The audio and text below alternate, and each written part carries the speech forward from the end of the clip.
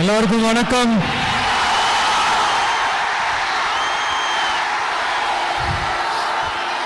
நான் பேசுறது கேக்குதா?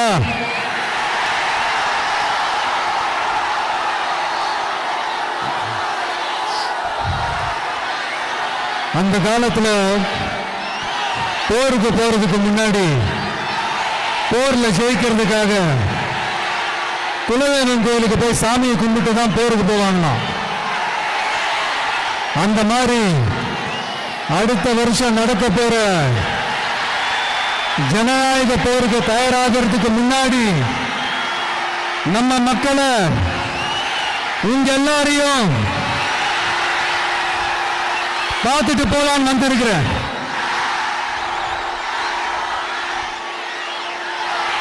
ஒரு சில மண்ணை தொட்டா ரொம்ப நல்லது, சில நல்ல காரியங்களை இந்த இடத்துல இருந்து தொடங்கினா நல்லதுன்ட்டு இந்த பெரியவங்கெல்லாம் சொல்லி நம்ம கேள்விப்பட்டிருப்போம் இல்லையா?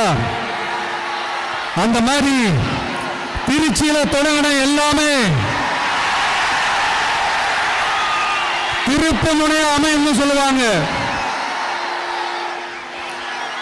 அதுக்கு நிறைய எக்ஸாம்பிள்ஸ் இருக்கு. லைக் அறிஞர் அண்ணா அவர்கள் முதல்ல தேர்தலில் நிக்கணும்னு நினைச்சதே திருச்சியில தான். நான் சொல்றது 1956ல. அதுக்கப்புறம் புரட்சி தலைவர் எம்ஜிஆர் அவர்கள் அவருடைய முதல் மாநில மாநாட்டை நடத்துனதும் திருச்சியில தான். நான் சொல்றது 1974ல. அந்த மாதிரி திருச்சிக்குன்னு நிறைய வரலாறுகள் இருக்குது. நம்ம கொள்கை தலைவர் பெரியார் அவர்கள் வாழ்ந்த இடம், மலைக்கோட்டை இருக்கிற இடம், கல்விக்கு பேர் போன இடம், மதச்சார்பின்மைக்கும் மத நல்லிணக்கத்திற்கும் பெயர் பெற்ற இடம், கொள்கை உள்ள மண் இது.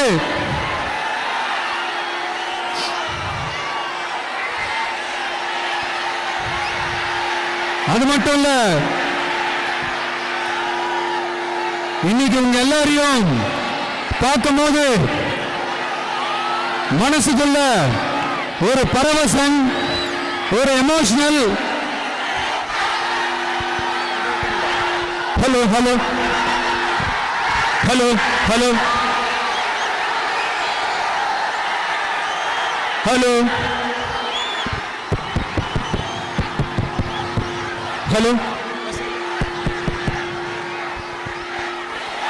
அது மட்டும் இல்ல, கேக்குதா?